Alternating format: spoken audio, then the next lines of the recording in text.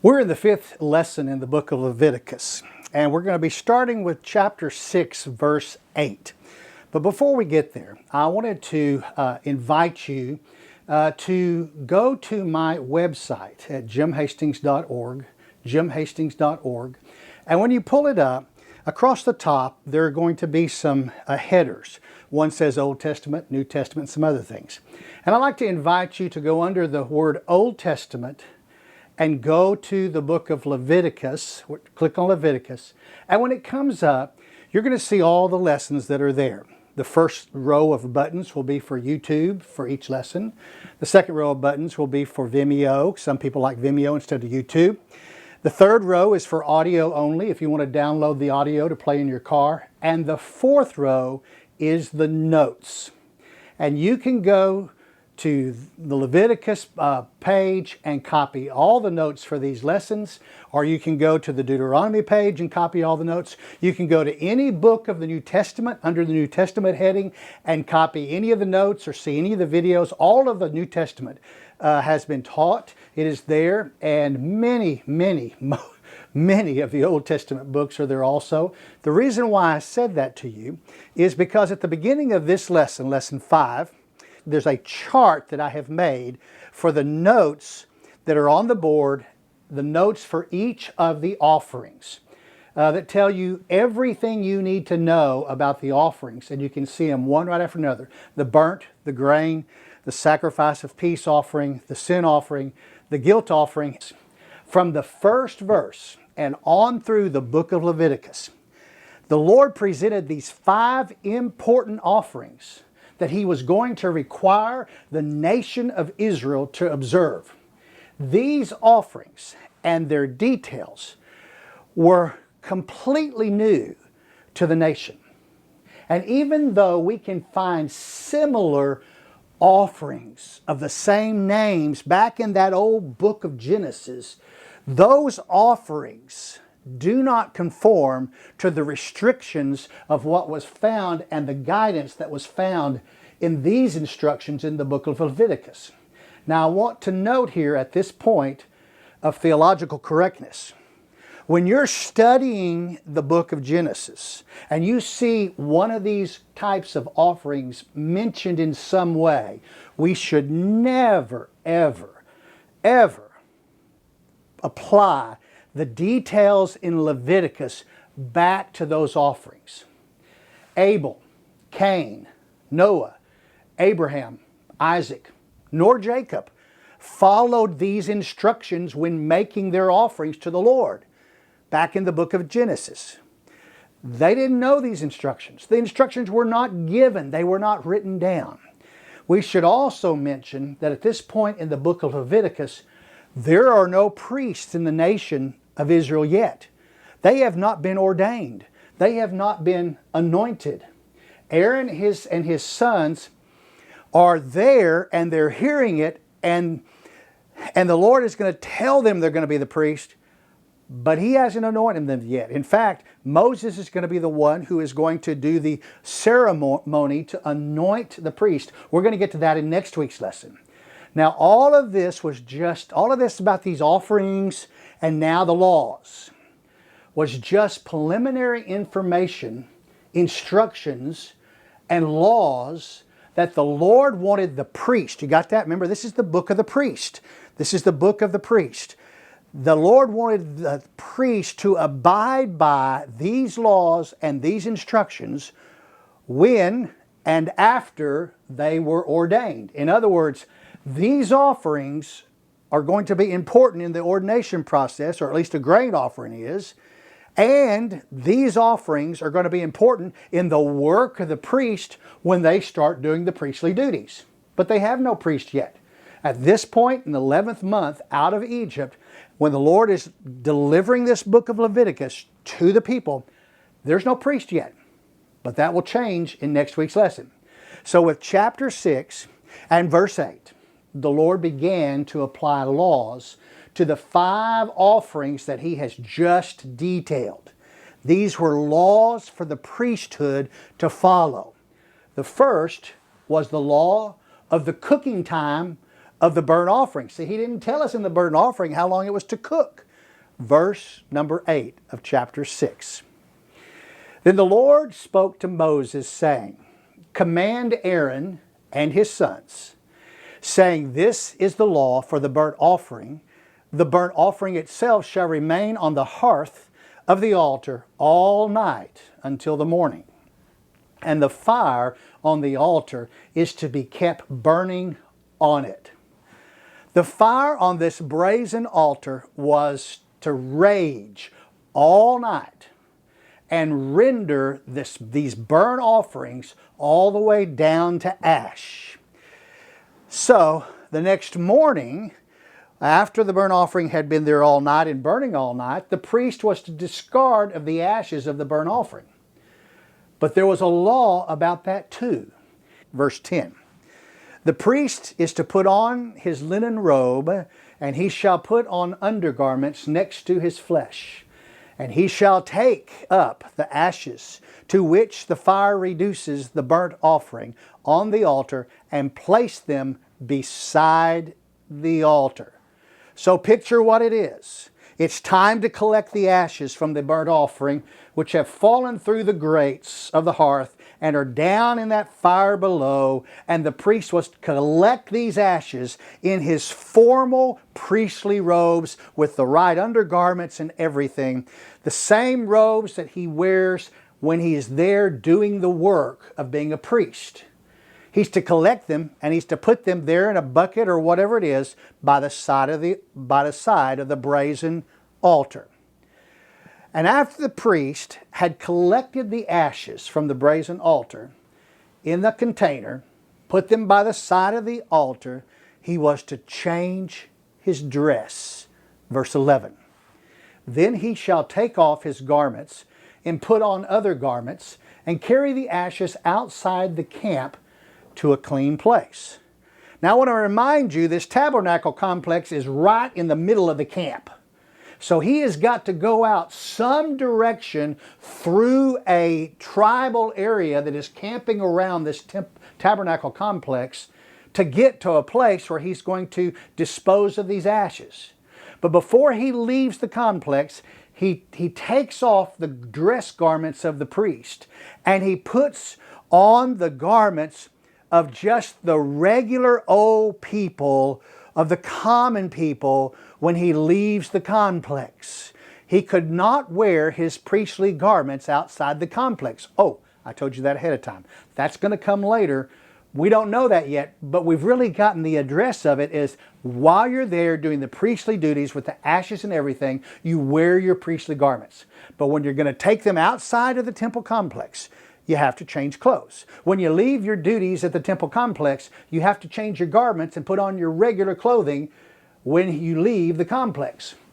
To dispose of those ashes outside the camp in a clean place, he had to put on his regular clothes. Now, after the law concerning the disposal of the ashes, the Lord gave a law concerning the continuous fire. Verse 12. The fire on the altar shall be kept burning on it. It shall not go out, but the priest shall burn wood on it every morning, and he shall lay out the burnt offerings on it, and offer up in smoke the fat portions of the peace offerings on it. Fire shall be kept burning continually on the altar. It is not to go out.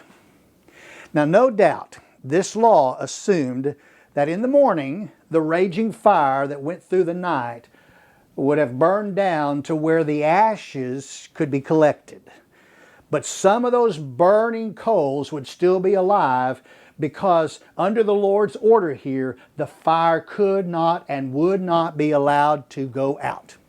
In fact, when they moved the camp, they had to move the live ashes and fire as they moved so that the fire was continually burning.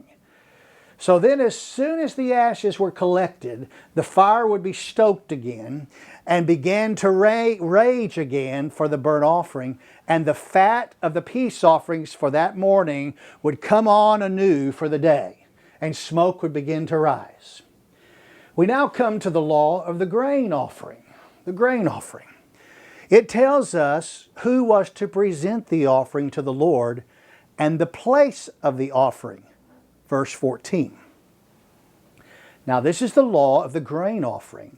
The sons of Aaron shall present it before the Lord in front of the altar.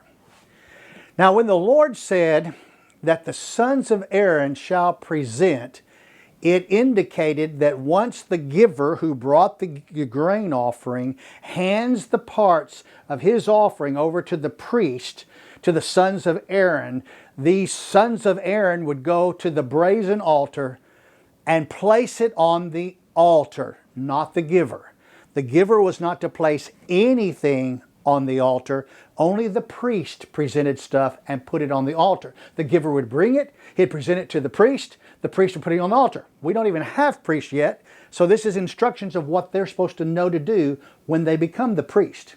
Then the Lord told the priest to present the offering in front of the altar. Now the word front means on the east side. Front means east, back means west, right means north, left means south. Those are what the Hebrew words mean. And we've translated them as front because that's the front of the altar, which is in front of the door, which is facing the front of the whole complex. It's got a curtain around it towards the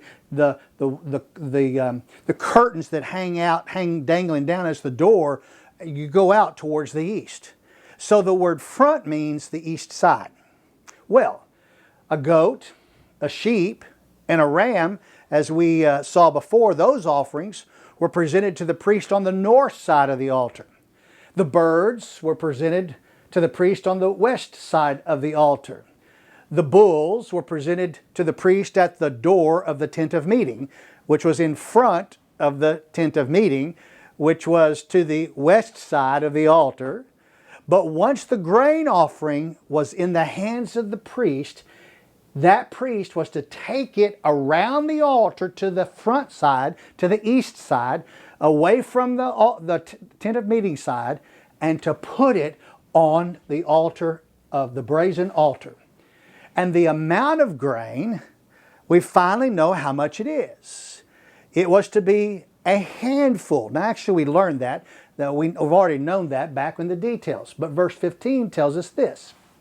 Then one of them being the priest, whoever it is, who is handling the ceremony for the day, then one of them shall lift up from it a handful of the fine flour of the grain offering with its oil, and all the incense that is on the grain offering, and he shall offer it up in smoke on the altar, a soothing aroma as its memorial offering to the Lord. The memorial, meaning the remembrance, the small little portion of the offering from that grain offering. He's going to reach in and grab a handful, and that's going to go on the burnt offering. And listen, when you reach in and get flour and you put it on a burnt offering, you're not getting it back, because that grate on top of that offering where everything went was just little pieces of metal where everything sat, because the fire is burning up through it.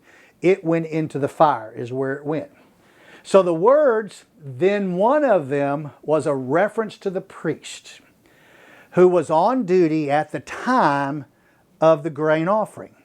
The handful of the grain with the oil and with the incense was placed there on the altar by the priest at the east side. The remainder of the grain offering, the leftover portions, and remember that part of, be it the animal or the grains or whatever, that was left over after the portion that went on the brazen altar was put there, there was a leftover part. That leftover portion was given to Aaron and his sons to eat. Verse 16. What is left of it, Aaron and his sons are to eat. It shall be eaten as unleavened cakes in a holy place. They are to eat it in the courts of the tent of meeting. So the leftover portion of this grain that is mixed with oil and mixed with incense or whatever is going to come and be given to these priests, the sons of Aaron, and they are to take it and cook it up and make it into cakes. And they're to eat it in some place that is a holy place in the court of the tent of meeting. Where was the court of the tent of meeting? Now, surrounding the entire tabernacle complex was a screen fence. And anywhere inside the screen fence was a holy place. The whole complex was holy.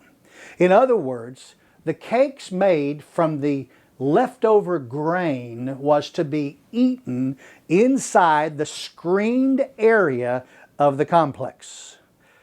Then the Lord wanted the priest to remember that He put restrictions on the cakes made from the leftover grain offering. Verse 17. It shall not be baked with leaven. I have given it as their share for my offerings by fire. It is most holy, like the sin offering and the guilt offering. Now, we've already covered the sin and the guilt offering, and we also know this. No leaven was to be allowed to be put into the grain offering, because the grain offering was most holy, like the sin offering and the guilt. It couldn't have any leaven. So the Lord said about this leftover grain offering in Leviticus 2:3, back where we studied the grain offering, He said this, Leviticus 2:3. The remainder of the grain offering belongs to Aaron and his sons, a thing most holy of the offerings of the Lord by fire. So here the Lord indicated for the first time that the sin and the guilt offerings, the sin offerings and the guilt offerings are most holy also. Why? I'm telling you this now because the Lord is going to continue with these laws for these offerings.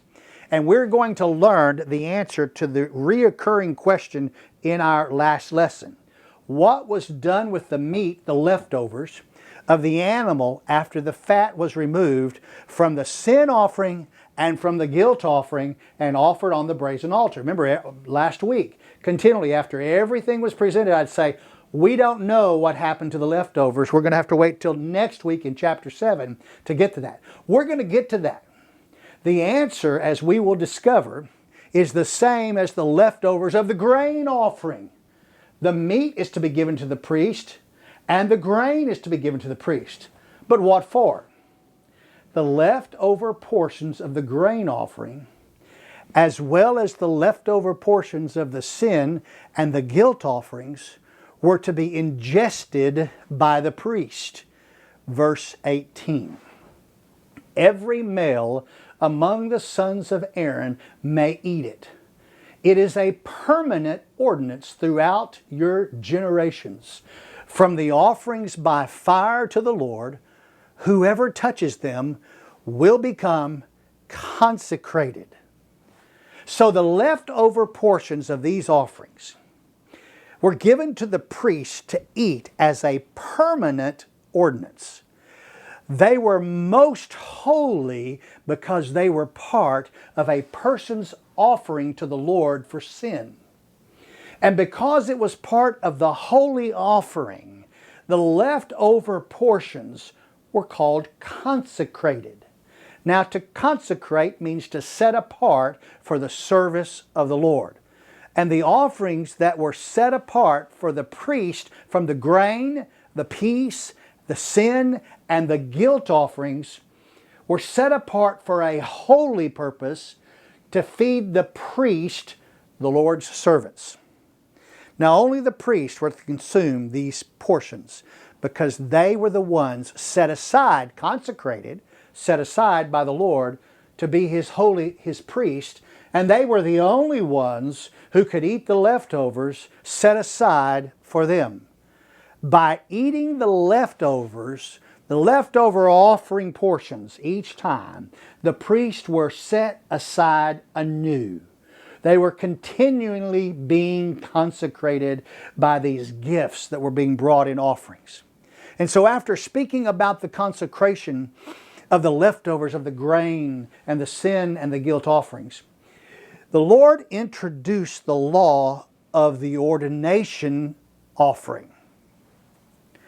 Now, this offering was not one of the 5 official original offerings. We don't have an ordination offering up here. We're just learning about it. It's going to be built on one of these offerings. It is new. It is a 6th offering. It had to do with the offering required by the Lord for the ordination of Aaron and his sons as anointed and appointed priests. It was a grain offering, but it had a slight change, but an important change. And we see that in verse 19. Then the Lord spoke to Moses, saying, "This is the offering which Aaron and his sons are to be presented to the Lord on the day when he is anointed. The 1/10 of an ephah of fine flour as a regular grain offering, half of it in the morning and half of it in the evening." The amount of the grain offering for the ordination day was the same as the amount of the grain offering for an ordinary grain offering introduced in the second required offering, chapter 2. It was 1/10 of an ephah of fine flour, and it was to be presented by the one being anointed. In other words, for this ordination, the priests who are going to be anointed priests, the men, Aaron and his sons, are to bring this pint of fine flour. 1/10 of an ephah is just a little less than a pint of fine flour. Half a pint was to be offered on the brazen altar in the morning of the ordination, and the other half of the pint was to be offered in the evening. It would have been better if our English translators had used the word afternoon instead of evening in our English language. In the Jewish world, the new day began about 6 p.m. with night, at night. In our Western world, that is the beginning of our evening. In the Jewish world, evening began with when the sun reaches the highest point at high noon. Here's the sun at high noon. And as it begins to go down, as it tips over that point to head down, that becomes evening in the Jewish world. In the Jewish world, the word day means daylight hours. The word night means night, dark hours. In our world, our day, it begins with dark on one end and ends with dark on the other end with the day in between. In the Jewish world, the day starts with dark at 6 o'clock and goes and it ends with light as the new night comes the next day. It ends at 6 o'clock. The day ends in the light. In the Jewish world, the daylight hours have two parts. The morning, meaning before noon, and the evening, meaning after the noon or afternoon. Half of the pint of the grain offering was to be offered on the brazen altar in the morning, and the other half was to be offered in the afternoon. So, what recipe was followed in the preparation of this ordination offering? The Lord tells us that in verse 21. "It shall be prepared with oil on a griddle. When it is well stirred, you shall bring it. You shall present the grain offering in baked pieces as a soothing aroma to the Lord." Well, so we've got the flour and we've got the oil and we've got it in the griddle and we're mixing it up and it's beginning to cook and it's going to be made into pieces, and you're going to bring those broken pieces to the altar. And that is how the ordination offering was to be prepared. And each half, that of the morning and that of the evening, was to be burnt on the brazen altar as a sweet aroma to the Lord all the way to ashes. Now, who was the giver of the ordination offering? Verse 22. "The anointed priest, who will be in his place among his sons, shall offer it. By a permanent ordinance it shall be entirely offered up in smoke to the Lord." So the giver, who was the priest, who was fixing to be anointed, or we could call it ordained, was the one who would bring that offering of that grain offering that had been cooked on a griddle. And just to be sure that the priest understood that this ordination offering and how to do this ordination offering, the Lord says in verse 23, "So every grain offering of the priest shall be burned entirely. It shall not be eaten. So unlike the grain offering that was presented, to where as one of the 5 offerings, nothing of this ordination offering was to be eaten by the priest. It all belonged to the Lord as a sweet aroma. Next, the Lord gave the law for the sin offering. He missed the peace offering. He skipped to the sin offering. We're going to come back to the peace offering. But right now we're on the sin offering. And it says in verse 24, the Lord spoke to Moses, saying, "Speak to Aaron and to his sons, saying, this is the law of the sin offering. In the place where the burnt offering is slain, the sin offering shall be slain before the Lord. It is most holy." So the key in this verse concerning the sin offering is found in the phrase, it was to be slain in the same place where the burnt offering is slain. Well, so we're going to go and review here. Offerings from the herd, that would be a bull or a cow, was slain at the door of the tent of meeting. The ram, the sheep, and the goat were slain at the north side of the brazen altar. The 2 turtle doves, or 2 young pigeons, were slain at the west side of the brazen altar. And all the offerings to the Lord were placed on the brazen altar from the east side. Okay? With this sin offering, we come to the ingestation of the offering. In other words, who can eat the portions of the meat that were not offered on the brazen altar, because there's leftovers. Verse 26. The priest who offers it for sin shall eat it. It doesn't mean that the priest has sinned and is making the offering. It means that someone who has sinned has brought an offering, the priest has accepted it, and he's put it on the brazen altar for the sin of that person. That sin's been transferred to that animal, or that animal, and that animal is being slain in place of that person for the sin. So let's read 26 again. The priest who offers it for sin shall eat it. It shall be eaten in a holy place, in the court of the tent of meeting. So here we find that the meat not offered on the brazen altar, the leftovers as we are calling it, were to be eaten by the priest who was performing the ceremony in the court of the tent of meeting. Just the same as the grain offering was eaten. So the whole area inside of the curtain that surrounded the temple complex, I told you before, was holy. The priest could find a spot to sit or to stand, to eat the meat anywhere within inside that curtain area. So now we come to the restrictions of that offering, of that sin offering. First, the sin offering had restrictions on who could touch the offering, just as that of the burnt offering and grain offerings. Verse 27a says this, anyone who touches its flesh will become consecrated. You heard that about the grain a while ago. The grain, the priest who touched it became consecrated, set apart. Anyone who touches this flesh of this meat of the leftovers to eat it shall become consecrated. So as a reminder, the meat eaten by the priest was consecrated, meaning it was set aside for the holy purposes. The priest was the holy purpose.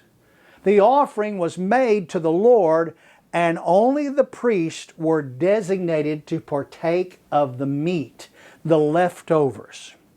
Second, the Lord gave instructions in the event that blood was splashed on the holy garments of the priest. Verse 27b. And when any of its blood splashes on a garment in a holy place, you shall wash what was splashed on. Based on the previous instructions concerning the holy place for eating the meat, within the curtain boundary around the tabernacle complex, we can safely say that the spoiled garments could be washed clean. You couldn't run out to the local creek. You couldn't run out to your house. You couldn't use soap. You had to do it. They had to do it inside the complex. Third, we come to the breaking of the pot in verse 28a. Also, the earthenware vessel in which it was boiled shall be broken. The leftover meat that was not placed on the brazen altar was given to the priest, and the priest boiled it. That's how they cooked it, so that they could eat it. In this verse, it mentions it being boiled in an earthenware vessel. We would call it a clay pot. The verse tells us how the meat was cooked for the priest to eat. It was boiled. But it also tells us that when a clay pot was used to cook this holy meat, to boil it, the pot was then to be destroyed afterwards. Why? It's a good pot. We're about to learn in the next part of this verse that if the pot was just metal, specifically made of bronze, the pot was allowed to be scoured, scrubbed, and rinsed in water. But based on that, as we look at this instruction for the clay pot, its composition was porous. The clay was molded, and then that clay was fired in a furnace. However, that pot was rough, and it was porous with pits that would hold the residue from the boiling meat. They didn't have glazes like we use today to make pots slick with a hard surface that could be cleaned. Therefore, this instruction from the Lord had to be for a health sanitary reason. A clay pot that had meat boiled in it would not be clean enough to cook another pot of meat later. In that case, the new meat would be put into a dirty pot, an unclean pot, an unholy pot, and we might even say an unhealthy pot. Now lastly, and just as I mentioned a few minutes ago, we come to the washing of the pot. Not all pots have to be broken. Verse 28b. And if it was boiled in a bronze vessel, then it shall be scoured and rinsed in water. Metal pots could be cleaned. And as is the case, the Lord wanted them to be scoured and rinsed in water before they were reused. Metal pots could be cleaned. And in this case, the Lord wanted them to be scoured and rinsed in water before they were reused. In other words, the dirty pot could be made clean for holy purposes again. But who could eat the meat of the sin offering? Verse 29. Every male among the priests may eat of it. It is most holy. There we have it. The priest who offered the meat was not only the one to eat the meat. All the male priests could eat of the sin offering meat that was boiled in that pot. Still again, the Lord gave a warning about the blood of the offering. Verse 30. But no sin offering of which any of the blood is brought into the tent of meeting to make atonement in the holy place shall be eaten. It shall be burned with fire. Remember, in the sin offering, some of the blood was brought in and sprinkled in front of the veil and rubbed on the altar of incense. Where the other offerings, the blood is sprinkled around the brazen offering altar outside. And with this sin offering, the blood was taken by these priests there and right there in front of the veil. And there was put on the horns of that altar of incense. And it was forbidden for any of that blood to be eaten. So the leftover blood, what was left in the pot where it was caught by the priest, that was not used to sprinkle before the veil or rub on the horns, had to be poured into the coals and ashes on the east side of the brazen altar, where they would be burned and then taken outside of the camp to be clean, to a clean place, and burned again. Now, as we come to chapter 7, and as chapter 7 opens, the Lord gave His law for the guilt offering. Verse 1. Now this is the law of the guilt offering. It is most holy. In the place where they slay the burnt offering, they shall slay the guilt offering. Here we find that the guilt offerings were to be slain in the same place as the burnt offerings. All the same. The bull in front of the door of the tent of meeting. The ram, the sheep, the goat on the north side of the altar. The 2 turtle doves or the 2 young pigeons on the west side of the altar. The grain was offered on the west side of the altar. But when the priests got them, they presented them to the Lord on the east side of the altar. So the Lord here brings up, in verse 2, the Lord speaks of the blood of those offerings. He says, and he shall sprinkle its blood around the altar.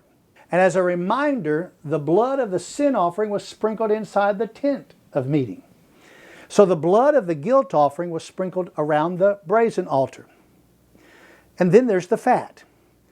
And on to the fat the Lord would go. And he speaks that in verse 3. Then he shall offer from it all its fat, the fat tail, and the fat that covers the entrails, and the 2 kidneys with the fat that is on them, which is on the loins, and the lobe of the liver he shall remove with the kidneys. The priest shall offer them up in smoke on the altar as an offering by fire to the Lord. It is a guilt offering. So the fat of each offering was to be totally consumed on the brazen altar. We know that. It's been told us over and over again. Nothing is new here. However, in verse 6, he's going to add something about the ingestion of the offering. Every male among the priests may eat of it. It shall be eaten in a holy place. It is most holy. The guilt offering is like the sin offering. There is one law for them. The priest who makes atonement with it shall have it. So we must be very, very careful here when we're reading. Every male among the priests may eat of it when he's just got through talking about the offering of the fat. The Lord has repeatedly made it absolutely clear that the fat of the offering was not to be eaten by anyone, including priests. The fat belongs to the Lord and was a burnt offering for a soothing aroma. So verses 6 and 7 must mean that the leftover meat not offered on the brazen altar, it belonged to the priest who officiated the ceremony. For the Lord said, the priest who makes atonement with him, it shall have it. So notice the Lord does not instruct the priest to eat the meat in the holy place as he instructed with the sin offering. He takes these offerings from the people, he presents the fat, he's got the leftovers, and he's made atonement, and that meat is to become his. But he doesn't tell him that he has to eat this offering in a holy place, as he did with the sin offering.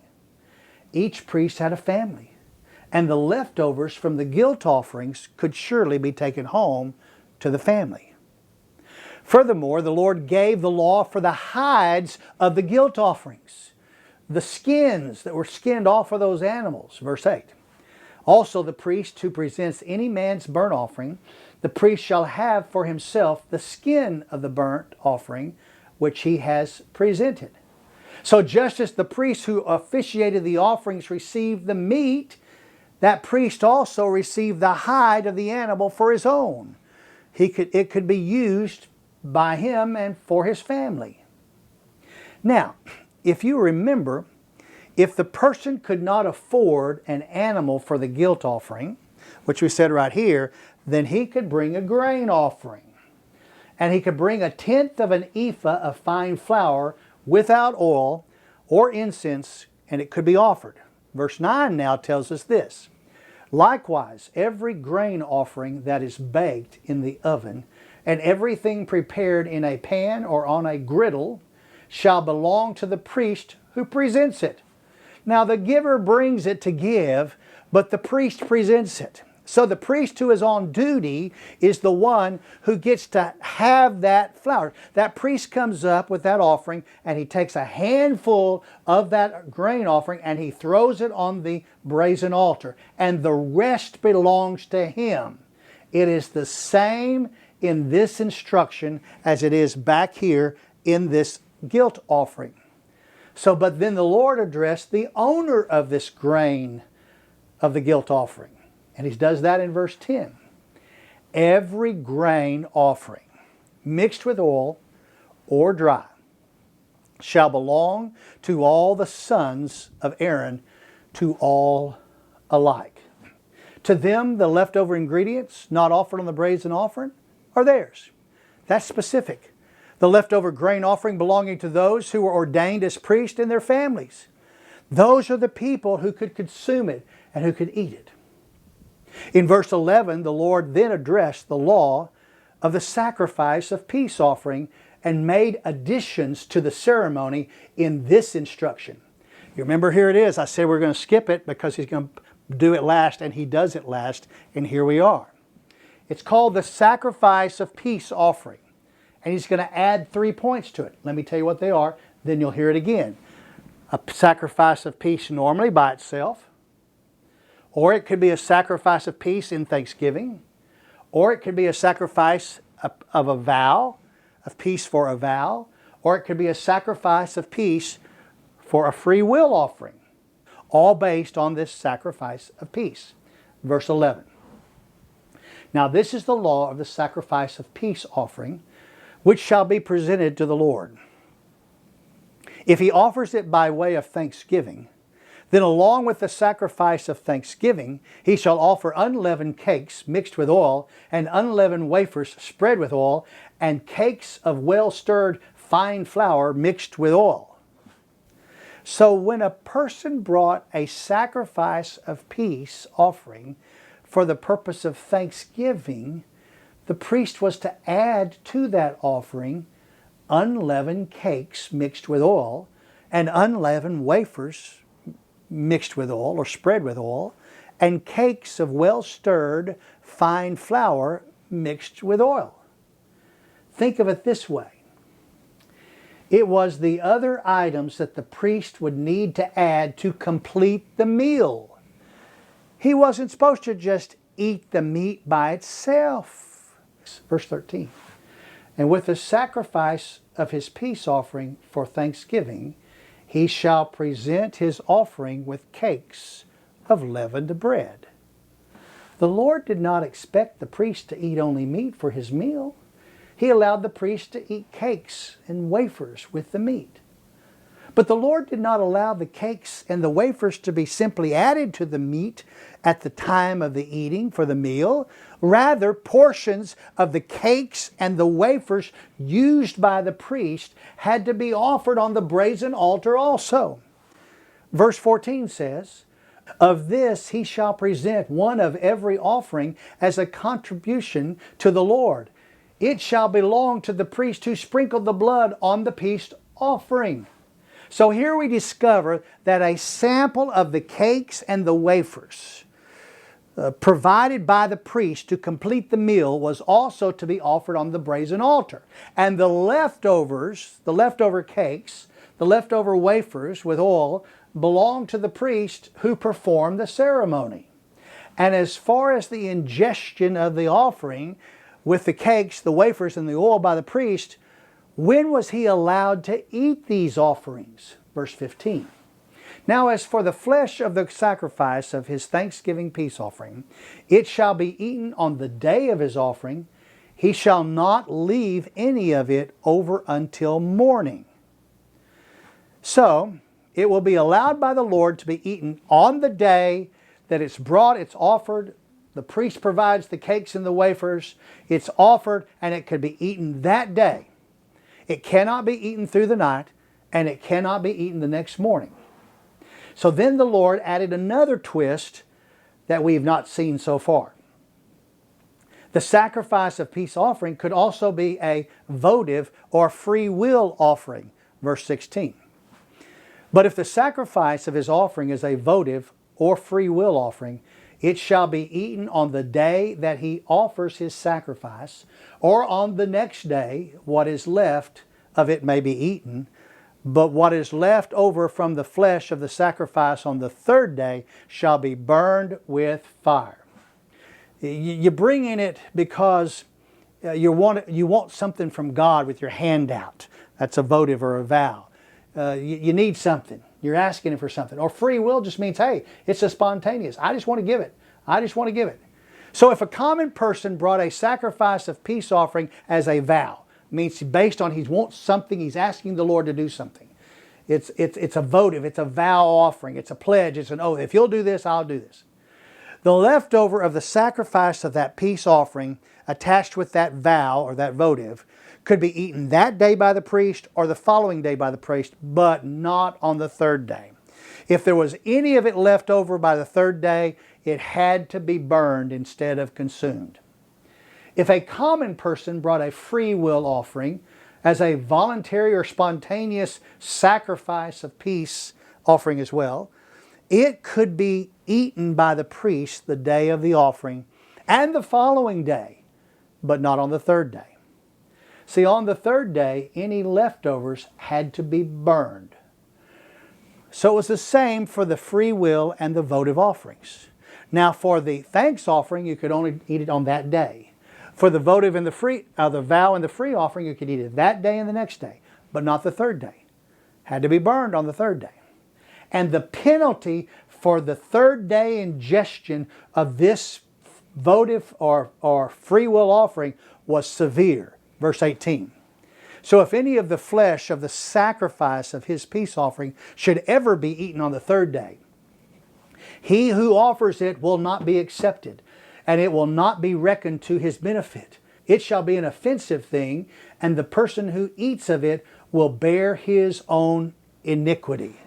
This verse might bring some confusion because it says, so if any of the flesh of the sacrifice of his peace offering, the pronoun his is, that doesn't tell us if it's speaking of the common person who brought the offering or the person who presented it. In addition, he also says, he who offers it. Who is the he? Who is the his? Here is our answer. After the common person turns over the offering to the priest, it is the offering belongs to the priest. And no longer does it belong to the common person who gave the gift originally. It was the priest to eat because he was the one who presented it on the brazen altar, not the common person. A common person could not eat the offerings of the brazen altar. Therefore, these pronouns are pointing directly at the priest who presided over the ceremony and made the presentation. Any of the priests who eats it on the third day, there's a severe consequence. Verse 19.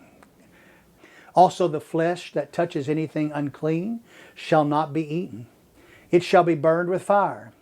For as other flesh, anyone who is clean may eat such flesh. Two things are addressed by the Lord in this verse. The things that the meat touches and the cleanliness of the priest eating the meat. Now, in light of these two things that the Lord has already told us about in this lesson, a clay pot that had already been used to boil meat could not be reused a second time. If a metal pot was used to boil meat and it had to be scoured, it had to be rinsed to be considered clean. If it had not been scoured and rinsed, then the priest could not eat meat that was boiled in it. Next, the priest who was not properly clean or dressed in his priestly garments could not gather the ashes from the altar. He would be considered unclean and could not eat the meat. In other words, if the priest was dressed in his common clothes, he could not eat the meat because he would have been considered unclean in his common clothes. And with that, we find the Lord imposed a penalty for eating while unclean. Verse 20. But if the person who eats the flesh of the sacrifice of peace offering, which belongs to the Lord in his uncleanness, that person shall be cut off from his people. That's severe. The penalty was strict. It was mandatory that any priest who ate the meat of an offering while being unclean himself was to be excommunicated from the nation of Israel, cut off from the people. The Lord continued to detail this penalty in verse 21. When anyone touches anything, whether human uncleanness or unclean animal, or any unclean detestable thing, and eats the flesh of the sacrifice of peace offering which belonged to the Lord, that person shall be cut off from his people. If you ate the meat of the offering, and if you ate it and you were unclean, you were to be put out of the nation. Simply eating something that was unclean while you're unclean could excommunicate the priest from his work, from his ordination, and from his people. It was a strong penalty because the only people who ate the meat of it were the priest or the priest's family. The Lord then turned to the law of the fat, and he told of its restriction. Verse 22. Then the Lord spoke to Moses, saying, Speak to the sons of Israel, saying, You shall not eat any fat from an ox or a sheep or a goat. Here we need to remind ourselves of what the Lord considered as fat of the ox, the sheep, or the goat. It was the fat attached to the entrails, to the kidneys, to the loins, to the lobe of the liver, and with the sheep it was the fat of the tail. And the sons of Israel were instructed to never eat these portions of the ox, the sheep, and the goat. They belonged to the Lord. But the restriction of not eating the fat of the ox, sheep, and goat did not mean that the fat of those things could not be used for other purposes. Also, the fat of the animal which dies and the fat of an animal torn by beast may be put to any other use, but you must certainly not eat it. What other purposes could the fat be used for? Making soap, greasing a wheel, making something slick. You see, there are many other purposes, and I could go on and on. So this law is directed to all the sons of Israel. That was back in verse 22. Everyone could face a terrible penalty for eating the specific fat identified by the Lord as his from the ox, the sheep, and the goat. Verse 25. For whoever eats the fat of the animal from which an offering by fire is offered to the Lord, even the person who eats it shall be cut off from his people. As we can tell, the Lord was serious about this law, but the Lord extended this same penalty to eating the blood from any animal. Verse 26. You are not to eat any blood, either of bird or animal, in any of your dwellings. Any person who eats any blood, even that person shall be cut off from his people. You can't eat the blood. You can't. Nowhere, no matter where you live, you can't eat the blood. Well, in verse 28, the Lord gave the law concerning the duties of the common person. He's just talked to us about the duties of the priest. Now he's going to talk to us about the duties of the common person who brought the sacrifice of the peace offering. Verse 28 says, Then the Lord spoke to Moses, saying, Speak to the sons of Israel, saying, He who offers the sacrifice of his peace offering to the Lord shall bring his offering to the Lord from the sacrifice of his peace offering. Well, sounds like double talk. But what he's saying is, no one can be a stand-in or a substitute for the giver. No one but the giver could bring the sacrifice of the peace offering to the Lord or to the brazen altar. If you wanted to send an offering, you had to be the one to bring it. It was your offering. Don't send a substitute. Don't send a messenger.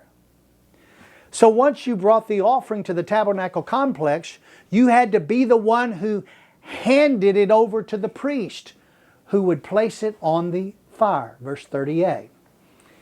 His own hands are to bring offerings by fire to the Lord. Well, the giver was to bring that offering and whether it was at the door of the meeting or at the north side or wherever. And he was to carve away the fat from the breast by the way of the animal in this type of offering of the sacrifice of the peace. He was to carve away the fat from the breast. We haven't heard about fat from the breast to this point. This is new. And he was to present that breast with the fat cut off of it as a wave offering. Verse 30b. He shall bring the fat with the breast, that the breast may be presented as a wave offering before the Lord. What is a wave offering? Well, in this case, the breast was lifted up towards heaven in front of the brazen altar, and it was waved back and forth, but it was not put on the brazen altar. It was an offering. It was a portion of what we have been calling the leftover meat that was not offered on the brazen altar. It was given for the priest to eat. The breast, verse 31 tells us what happened to the fat of that breast and the breast itself. The priest shall offer up the fat in smoke on the altar, but the breast shall belong to Aaron and his sons. The fat was placed on that altar. The breast would have been boiled to feed any of the sons of Aaron who were present. But, verse 33, you shall give the right thigh to the priest as a contribution from the sacrifice of your peace offering. The one among the sons of Aaron who offers the blood of the peace offering and the fat and the right thigh shall be his as his portion. The breast was given for all the sons of Israel to eat. The right thigh was given to the priest who officiated the ceremony to be his and his alone. Now the Lord had a name for both of these parts that were given to the priest. Verse 34. For I have taken the breast of the wave offering and the thigh of the contribution from the sons of Israel, from the sacrifice of their peace offering, and have given them to Aaron the priest and to his sons as their due forever from the sons of Israel. The breast and the right thigh of every sacrifice of peace offering were to always belong to Aaron and his sons. Moses says in verse 35, this is that which is consecrated to Aaron and that which is consecrated to his sons from the offerings by fire to the Lord, in the day when he presented them to serve as priests to the Lord. These the Lord had commanded to be given them from the sons of Israel in the day that he anointed them. It is their due forever throughout their generations. All the offerings and everything, the leftovers, it's theirs. From the day that they are anointed, from the sons of Israel in the day that he anointed them. Who is he going to anoint? He is going to anoint Aaron and his sons as priests. And it will travel on down that lineage of folks throughout their generations. Finally, Moses signed these instructions as law. He signed them into law. They were already law. Verse 37, he writes this. This is the law of the burnt offering, the grain offering, the sin offering, and the guilt offering, and the ordination offering, and the sacrifice of peace offerings, which the Lord commanded Moses at Mount Sinai in the day that he commanded the sons of Israel to present their offerings to the Lord in the wilderness of Sinai. And to this point in the story, not one of these offerings have ever been observed. They've just been outlined. They have not been done yet. No offering of these have been presented. But now with these guidelines and with these instructions and with these laws in place, it was time for the high priest to be anointed along with his sons. And it will be, as we will find out, it will be Moses who officiated the ordination service and anointed Aaron and his sons as priests. And we will study that ceremony in next week's lesson.